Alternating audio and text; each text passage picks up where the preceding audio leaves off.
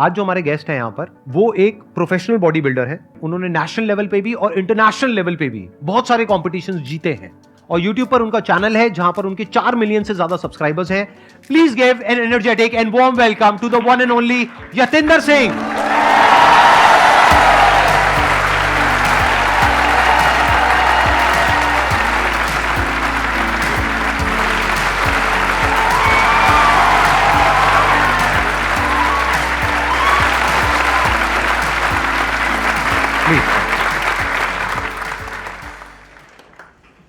आज तक YouTube में देखा था, यहाँ पे अलग अलग गेस्ट बैठते हैं और आई एम श्योर यहाँ पे बैठना बहुत ज़्यादा कंफर्टेबल तो नहीं है।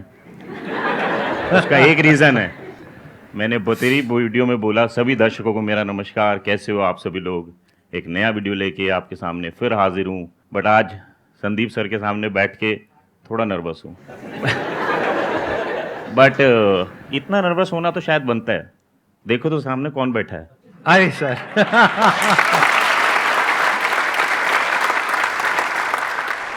आपने काफी सारे अवार्ड जीते हैं, प्लीज उसके बारे में थोड़ा सा बताएंगे क्या क्या आपने जीता है। सर वैसे तो अगर लेटेस्ट लगाओगे तो आई एम एशिया चैंपियन 2022।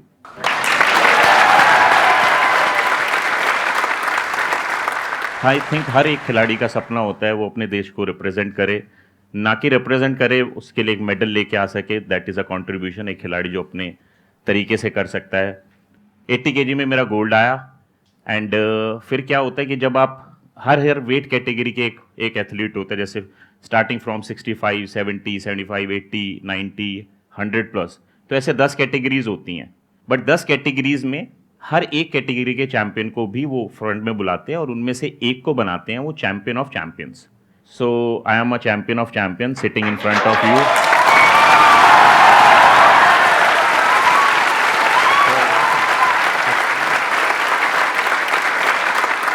तो इस साल 2022 का वो मेरा कंट्रीब्यूशन है। मैं अपने देश के लिए एक बड़ी सी ट्रॉफी, एक गोल्ड मेडल, एक चैंपियन ऑफ चैंपियंस का मेडल लेके आया हूँ। बट उसके अलावा भी मैं मिस्टर इंडिया रह चुका हूँ 3 बार।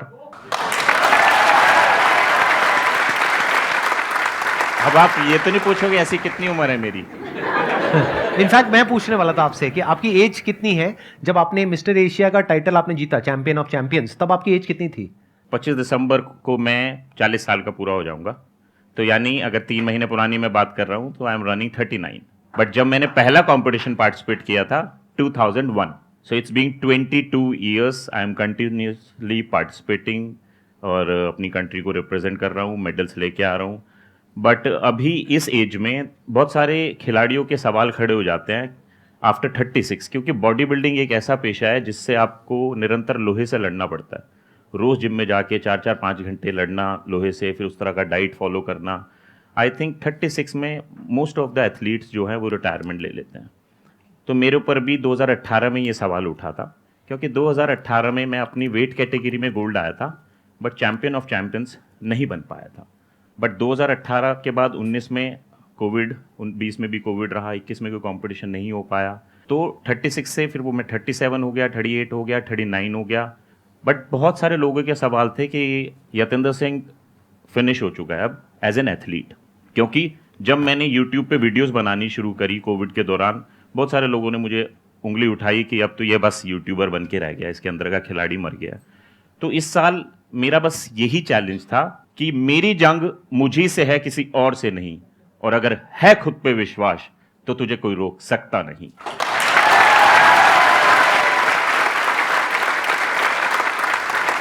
ये सौभाग्य मिला, ऊपर वाले का आशीर्वाद, बड़ों का साथ और संदीप सर की मोटिवेशन, ये सब इतना भारी भरकम बन गया था कि वो चैंपियंस ऑफ चैंपियंस में बन पाया। तो कहने का मतलब यही है कि 39 में इस तरह की चैंपियनशिप जीतना डिफिकल्ट होता है बट इम्पॉसिबल नहीं होता। तो सर अब हम अपना Q&A सेशन शुरू करते हैं। सर मेरा क्वेश्चन है कि मैं बहुत ज़्यादा वर्कआउट एडिक्टेड हो जाती हूँ, मतलब more than 2 hours running, workout and yoga सब करने लगती। तो इससे मेरा क्या हुआ कि जो मसल्स पेन है, knee pain and joints pain, वो स्टार्ट हो जाता है। तो आप किस तरह ये डिसाइड करोगे कि आपको कहाँ तक आके रुकना है एंड डाइट क्या फॉलो करना है? तो सबसे पहले तो यू नीड टू अंडरस्टैंड, या जितने भी लोग यहाँ पे हैं या मुझे सुनेंगे, उनको लगता है कि एक्सरसाइज मतलब सब कुछ करने लग जाओ, 5 किलोमीटर भागो, वजन उठा लो, जिम में जाके बहुत सारा योगा करने लगे तो 1 घंटा योगा कर लो. So I think you need to understand first कि आपकी बॉडी को समझो. जैसे आप ब्रश करते हो, नहाते हो, उसी तरह एक्सरसाइज भी उस ब्रश और नहाने की तरह अपने रूटीन में बांध लो. Half an hour, 40 minutes more than enough है. बट यस, रिजल्ट 1 महीने में नहीं आएगा, 6 महीने, साल में जो रिजल्ट आएगा वो रिजल्ट आएगा जिससे आपको ये जॉइंट्स पेन या कोई हार्म नहीं होगा, इंजरी नहीं होगी. तो बेसिकली हम बहुत ज्यादा करने लग जाते हैं, दैट्स वाई ऐसी प्रॉब्लम्स होती हैं. Excess of everything is bad. Limit में करो और वही प्रॉपर करते गाइडेंस करते के साथ नहीं करो. समझ में आता है कि आपको कहाँ पे रुकना है. मीन्स 2 आवर्स हो जाता है और पता ही नहीं लगता कि 2 घंटे हो चुके हैं. अलार्म लगाइए. अलार्म नाम की एक चीज होती है. संदीप सर, मेरा कहना ये भी है कि जैसे मेरी थोड़ा अंग्रेजी में हाथ तक गया, बट मुझे जब इंग्लिश सीखनी थी तो मैं एक मैम के पास गया था कि मैम मुझे बताओ जरा, ये ग्रामर जो इज, वीज, वॉज, इधर उधर लवर है, ये क्या है, समझ में नहीं आता. तो उन्होंने मुझे समझाया, उन्होंने पूरा प्रयास किया, उसके बाद भी मैं थोड़ा ही समझ पाया, ये मेरी दिक्कत थी. बट जब आप एक्सरसाइज करने जाते हो, योग सीखने जाते हो या मेडिटेशन करने जाते हो, उसके लिए आप टीचर हायर क्यों नहीं करते? That is an investment. So you need to have a professional person to guide you this. मतलब इसमें भी मुझे लगता है एक्सरसाइज करनी है, चलो जरा डंबल उठाओ, खींचो खींचो, अरे भाई खींचो तो, कोई एक देख लो आसपास कौन है. तो यानी ये भी एक इन्वेस्टमेंट है. जिस तरह मैं उस टीचर के लिए 100, 200, 500 फीस दे रहा था उनके आगे अनुसार, बट आपको ये समझना चाहिए फिटनेस पे भी आपको थोड़ा थोड़ा स्पेंड करना चाहिए. एक्सरसाइज अगर गलती से भी गलत हो गई ना, जिंदगी भर के लिए एक्सरसाइज करने के लायक नहीं रहोगे. मैं सही कह रहा हूं, गलत कह रहा हूं? तो इसमें तो ट्रेनर की सबसे ज्यादा जरूरत है. पढ़ाई में हमारे नंबर कम ना आए, इस वजह से हम क्या करते हैं, ट्यूशन लगाते हैं. ट्यूशन के लिए पैसा देते हैं, तो वहां हम पैसा लगाने को तैयार है. लेकिन एक्सरसाइज हम खुद करते हैं बिना किसी ट्यूशन के. किसी एक्सपर्ट से सीखो, किसी ऐसे इंसान से जिसको एक्चुअल में समझ हो कि कौन सी एक्सरसाइज कितनी करनी चाहिए, कितनी नहीं करनी चाहिए, और अभी आपका लेवल क्या है वो पहले डायग्नोज करे, फिर उसके अकॉर्डिंग आपको एक्सरसाइज करने के लिए कहे. तो अगर हम किसी एक्सपर्ट की हेल्प लेकर के कोई भी काम करें, सिर्फ एक्सरसाइज ही नहीं, कोई भी काम करें, तो वो ज्यादा सेफ है, ज्यादा सिक्योर है, और उसके अलावा उसमें गलतियां होने के चांसेस बहुत कम है. सर 1 ईयर पहले आई वॉज 50 kg और सिर्फ 1 ईयर में आई गेंड 8 kg और मेरा बॉडी वेट इक्वली डिस्ट्रीब्यूटेड नहीं है. तो व्हाट शुड आई डू? बहुत सडनली आपने बहुत वेट गेन कर लिया है. इसके बहुत सारे रीज़न हो सकते हैं. सबसे तो पहला रीज़न है कि आपको ये चेक करना चाहिए कि आपको कोई हेल्थ प्रॉब्लम तो नहीं है. तो बेसिकली आपको किसी डॉक्टर से कंसल्ट करना चाहिए, whether your everything internally is okay और not. If okay then it's fine. You need to start any sort of physical activity जो आपको लगता है कि आप कर सकती हो, starting from 20 minutes of walk, maybe some sort of yoga, maybe some sort of strength training. Sir मैंने डांस क्लास ज्वाइन किया. Very good. But the problem is कि हम फिजिकल एक्टिविटी तो करते हैं, व्हाट अबाउट खाना? मैं noodles बहुत खाती हूँ. जब भी कुछ खाते हो आप बस ये सोचो, मैं इसको क्यों खा रही हूँ, इसमें कितना पोषण है, क्या ये मेरी हेल्थ को किसी तरह से बेनिफिट देगा, और मैं किस समय खा रही हूँ. ये नहीं है कि बस चलते फिरते कुछ भी आया खा लिया, बिस्किट नमकीन 10 ऐसे नहीं खा सकते आप. So you need to have a balance diet जिसमें आपके बॉडी वेट के हिसाब से कितना कार्बोहाइड्रेट, कितना प्रोटीन, कितना फैट्स खाना चाहिए. अगर आप उसमें भी नहीं जाओ तो आप ये समझो कि हरी सब्जियां, फल दिन में 2 बार खाओ और दिन में 2 मील ऐसी करो जितना आप डाइजेस्ट कर सको. बाकी डांस क्लास करो, चाहे योगा करो या कोई भी फिजिकल एक्टिविटी. बट मैं यहाँ पे ऑफ कोर्स यहाँ पे सारे यंग ही दिख रहे हैं मुझे ना, बट मैं सबको एक बात बोलना चाहता हूँ जो मैंने एक्सपीरियंस की है कि फिजिकल एक्सरसाइज इज़ फाइन. आप फिजिकली फिट हो, बहुत अच्छी बात है, बट हम में से बहुत सारे लोग मे बी मेंटली उतने फिट नहीं हैं.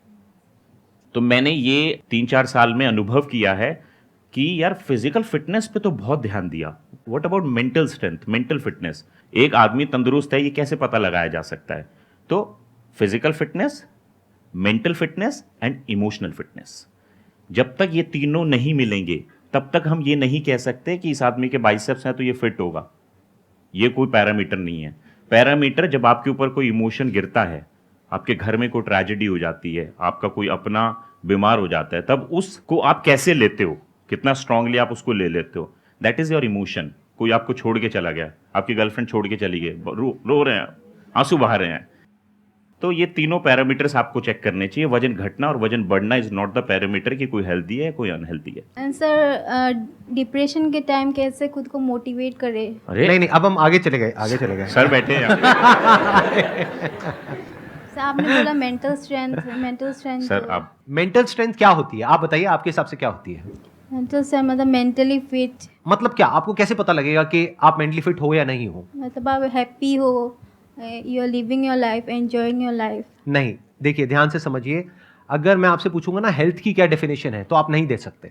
मैं पूछूंगा व्हाट इज गुड हेल्थ, आप जितना मर्जी एक्सप्लेन कर लो आप नहीं कर पाओगे। मैं आपसे पूछूंगा व्हाट इज इलनेस, तो आप बड़ी आसानी से एक्सप्लेन कर दोगे।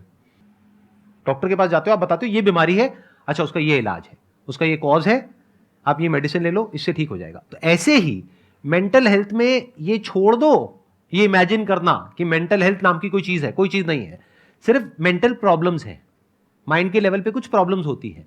उन प्रॉब्लम्स को आइडेंटिफाई करो, वो प्रॉब्लम्स क्या है, उसकी जड़ क्या है।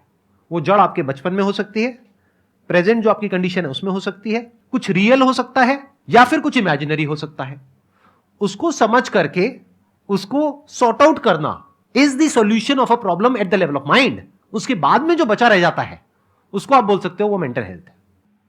तो आपको समझना है आपके माइंड के लेवल पे इस वक्त क्या प्रॉब्लम आ रही है और उसका रीजन क्या है।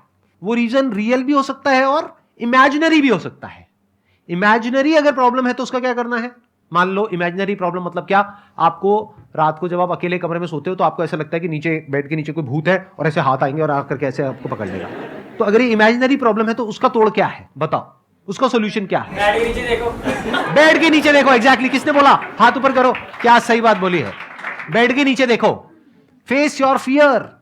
इमेजिनरी जो फियर्स हैं उनको फेस करना पड़ता है, तो आप उसकी रियलिटी देख लेते हो कि वो झूठ है।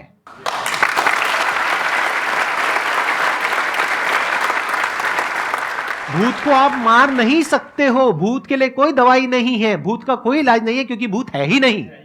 सर मेरा क्वेश्चन आपसे है कि हम जॉब करने वाले बंदे हैं, सुबह 7 बजे से रात के 9 बजे तक हमें जॉब करना होता है। उसके हिसाब से हमें जो होता है कि हम किसी तरह की जिम वगैरह नहीं कर पाते हैं, जो भी हम मेट्रो से ट्रैवल इधर उधर, और हमें खाना खा के सीधा बैठना होता है और काम करना होता है, जिससे कि होता है कि हमारा जो बैठने का जो होता है वो हम बैठ नहीं पाते सही से, कभी इधर हिल रहे हैं कभी उधर हिल रहे हैं, और कभी कभी होता है कि नींद आने लग जाती है। तो हम इससे दूर कैसे करें सर? जितने भी लोग ऑफिस जाते हैं वो अर्ली घर से निकलते हैं, एंड देन वो मेट्रो से जाएं या कार से जाएं, टाइम लगता है, फिर वो ऑफिस पहुंचते हैं। फिर ऑफिस में सब लोग बोलते हैं कि 6 बजे छुट्टी हो जाती है, बट वो तो 8:30-9 बजे तक ऑफिस चलता रहता है। फिर वो मेट्रो से घर आएंगे। आई नो बहुत ज़्यादा फिजिकल एक्टिविटी नहीं कर सकते, but you need to be कि आपको अपनी फिटनेस से कितना ज़्यादा प्यार है। अगर तो आपको बहुत ज़्यादा प्यार है तो देखो कड़वी बात लगेगी, बट यही सच्चाई है कि आपको अपने लिए समय तो निकालना पड़ेगा। सो कितने लोग मेरी बात से एग्री करेंगे, हम अपने बच्चों के लिए समय निकालते हैं, हम अपने घर के लिए समय निकालते हैं, हम अपने बॉसेस के लिए समय निकालते हैं, हम अपने ऑफिस के लिए समय निकालते हैं, हम सबके लिए समय निकालते हैं, और फिर देखते हैं मेरे लिए तो कुछ समय ही नहीं बचा। तो सबसे पहले आप अपने लिए समय निकालना शुरू करो, क्योंकि लेट्स से मैं अपने ऊपर लेता हूँ, मैं अपनी हेल्थ पे ध्यान नहीं देता, मुझे कोई बीमारी लगी और मैं हॉस्पिटल में एडमिट हूँ, क्या मेरे ऑफिस से कोई मुझे मिलने आएगा? मेरे घर वाले कितने दिन मेरी सेवा करेंगे? एक लिमिट तक, मे बी कुछ महीने कुछ साल, एक लिमिट तक। हाँ। बट यानी ये समझो you are alone in this world, so you need to be strong enough कि आपको अपनी हेल्थ को तो प्राथमिकता देनी ही पड़ेगी, दैट इज फॉर श्योर। मैं बहुत सारे लोगों को जानता हूं जो ऑफिस जाते हैं और फिजिकली फिट है। सामने भी देखो संदीप सर, फिट है ना सर? ये आपने मसल वसल की बात करी, कैसी है, मतलब ठीक ठाक है? अच्छी है सर, जा सकता हूँ, बहुत अच्छी है। कंपटीशन में जा सकता हूँ? कंपटीशन में जाने लायक? आप कंपटीशन कराओ सर, झूठ बोल दो मेरा मन रखने के लिए, झूठ बोल दो। बिल्कुल जा सकते हो सर, बट आप सर ने झूठ बोल नहीं दिया। नहीं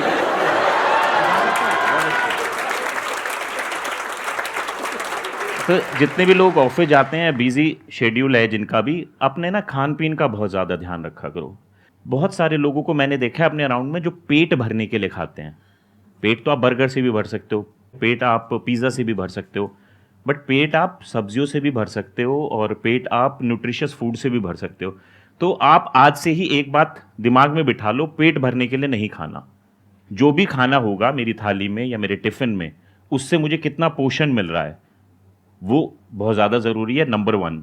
और फिर ये इंटरवल मील्स पे खाते रहो। दिन में अगर अलग से आप बोलते हो भैया मैं 3 बार खा पाता हूँ, मैं बोलता हूँ 3 बार ज़्यादा ना खा के उसको डिवाइड करो, अपने टिफिन्स को डिवाइड करो, लंच को डिवाइडेड इंटू 2, डिनर को डिवाइडेड इंटू 2, ब्रेकफास्ट को divided into 2। So that means आपने थोड़ा खाया, आपकी बॉडी ने उसको यूज कर लिया, सो फैट बनने के लिए बचा ही कुछ नहीं। 1। अब आप बोलोगे यार मैं जिम तो जा नहीं पाता, कोई बात नहीं, जिम जाना, स्ट्रेंथ ट्रेनिंग करना अच्छी बात है, सबको करनी चाहिए, बीइंग अ फीमेल या मेल, 40 हो, 80 हो, 20 साल हो, बट आप किसी अन्य तरह की फिजिकल एक्टिविटी तो कर सकते हो। लेट्स से आप बोलो कि चलो मैं एक काम करता हूं, मैं सुबह 15 मिनट जल्दी उठना शुरू करता हूं और मैं किसी भी तरह की फिजिकल एक्टिविटी करता हूं, तो मैं थोड़े पुशअप्स मार लिए, थोड़ा स्क्वाट्स कर लिया, प्लैंक्स कर लिए, ये आप किसी की भी वीडियो में देख सकते हो, top 5 exercise to be a healthy lifestyle, वो अडॉप्ट करो। बट दिस मैंने क्या बोला, ब्रश करना भूलते हो कभी आप? नहाना कभी? सर्दियों में तो भूल जाते होंगे शायद। तो एक बात बताओ, जब हम खाना नहीं भूलते, हम नहाना नहीं भूलते, हम ब्रश करना नहीं भूलते, तो हम एक्सरसाइज करना कैसे भूल जाते हैं? बिकॉज जब तक किसी को कोई बीमारी नहीं लगती उसको हेल्थ की इंपॉर्टेंस नहीं पता चलती। आप एक बार आईसीयू में लेट के देखो, आपको लगा भगवान आज बचा दे, कल से मैं अपने ध्यान कब रखूंगा सेहत का। सही बात है। बस मैं यही बोलूंगा, आप हाथ जोड़ के सबसे रिक्वेस्ट है, यंगस्टर से तो खासकर, इतने बिजी मत हो जाओ कि अपनी सेहत को ही भूल जाओ। सबसे पहले आप संकल्प लो किसी भी चीज का कि ये मुझे करना ही करना है। अगर मेरा जीवन है तो ये मेरा गोल है और इस गोल को अचीव करने के लिए ये मेरा संकल्प है। तो संकल्प जब ले लिया है तूने तो डरता है क्यों? गिरेगा, संभलेगा, पर की गई मेहनत व्यर्थ नहीं जाएगी। हर चुनौती को स्वीकार करता चला चल, हर लहर को पार करता चला चल। तू एहसास करेगा चारों दिशाएं भी तेरे साथ हैं, और तब ये जान लेना कि यही तेरे विजयी होने का आभास है। क्या बात है। Thank you so much ji.